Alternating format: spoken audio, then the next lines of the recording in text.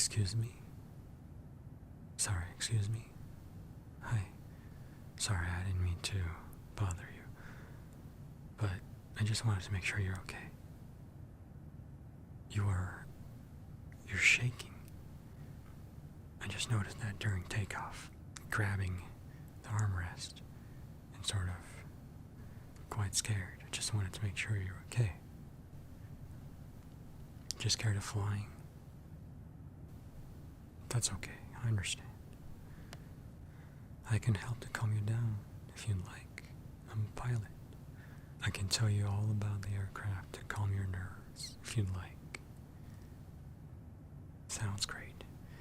Well, first of all, what were you so scared of when we were taking off? Was it just the acceleration?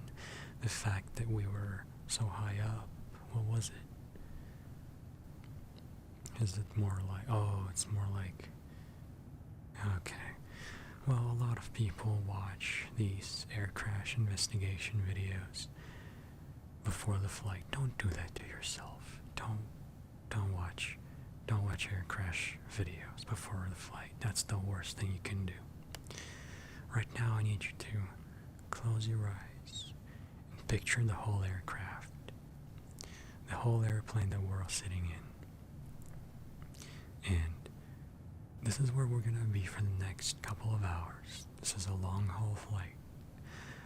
But of course, if you tell me what scares you, I can help you. So first you told me you're scared of not so pretty things happening to our aircraft. That's understandable and it's natural.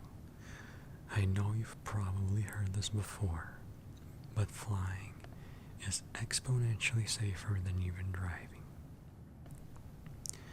There's so much protocol that goes into flying. You don't just get two random pilots who love flying and just put them into the cockpit. No, there's rigorous testing for almost every scenario that can possibly happen. Airplanes are incredibly safe. So tell me, what else were you worried about? Oh, you went in Flight Radar, looked up the age of the aircraft? Okay, well, this airplane, it's not terribly old, but it's about 12 years old, and that's perfectly acceptable for aircraft. Passenger airplanes can be operated virtually indefinitely. Obviously, they have the end of their life cycle, but commercial planes are usually retired because they're no longer fuel efficient, not because they're too old. And of course, finding spare parts becomes more difficult. But each plane has its own number, has its own number of flight cycles that it must be below. As the aircraft flies more and more, its fuselage compresses due to the pressure differential from outside and inside. And that counts as a flight cycle. But planes are built to withstand thousands of flight cycles. And that usually equates around 30 to 40 years that a plane can fly if properly maintained.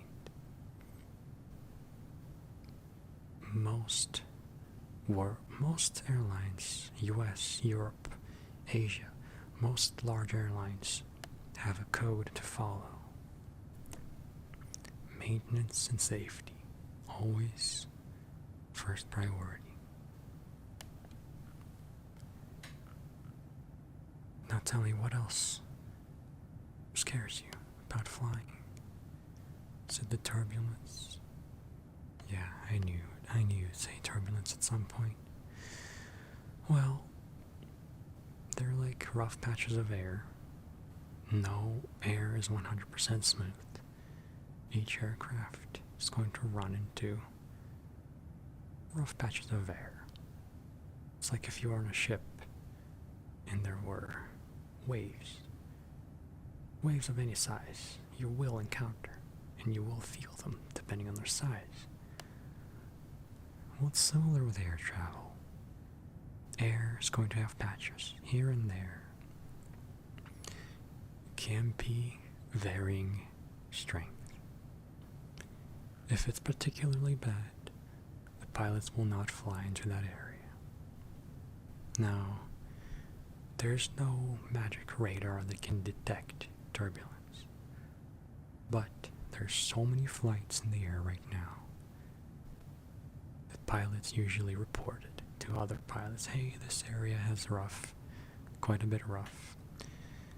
And then the pilots that are going to fly over that area, they can coordinate with ATC to change their flight path a bit. Everything is super coordinated, so you don't need to worry. You can just lay back and sleep because you are in good hands. And like I said, air travel is incredibly safe. It is, in fact, more dangerous to drive anywhere than to fly. That is just how safe air travel is. And you're so lucky that I was sitting next to you. Feeling calmer already? I sure hope so. Well, to tell you about the aircraft that we're on, we're actually on one of the most legendary planes. This is a 747-8 Intercontinental. As you can see from the wing, all the hardcore F-geeks can probably tell that we're on Lufthansa. We're on a 747.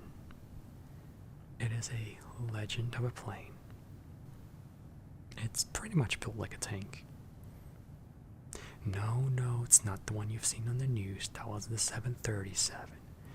But then again, 737 MAX, it was only a sub-variant, and it's been fixed. Please stop looking all the news articles and believing everything you read. Yes, there are unfortunate incidents with the 737 MAX. But we're not on a MAX, that's one. And the MAX has been fixed, that's two. Don't even worry about anything right now. Just worry about getting to the destination. Think of what you're gonna do. Think what you're gonna do once we land. How much fun we're gonna have at the destination. Where are you flying to, by the way? New York? Me too.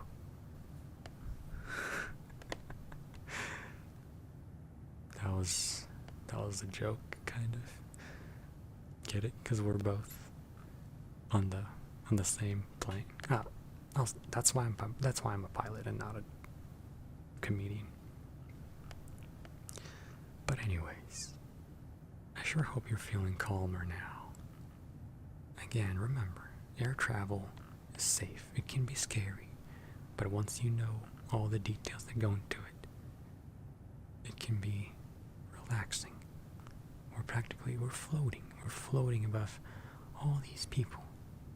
So next time you can just put on your noise canceling headphones. Maybe watch a calm movie to fall asleep to. Or you can download some ASMR videos on your phone or tablet and just play them.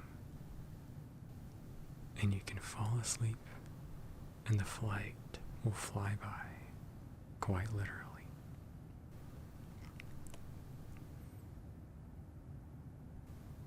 Maybe you can play some palm movement videos, some soft speaking videos. So, to elaborate more on pilots training, for every emergency situation that could possibly arise, well, we train for so much. There's so much training that goes into this. Basically, every passenger airplane has at least one backup for each system. I mean, think about it. 2 engines. Well, ours has 4. Ours is even safer, technically.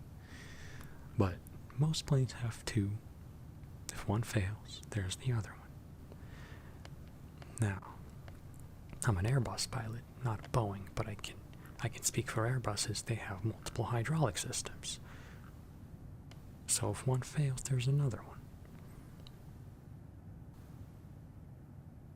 There is a backup for quite literally everything. Even if all electronics fail, there's a little propeller that can pop up at the bottom called a ram air turbine to generate the basic necessities, to generate energy for the basic instruments to work in the cockpit. Everything has a backup. And we train for an engine failure too. An aircraft, interesting fact about twin engine passenger planes is there's a certain amount of thrust that one engine must produce in order for it to be certified, which means one engine needs to have enough thrust to make the plane climb while it's fully loaded on just one engine.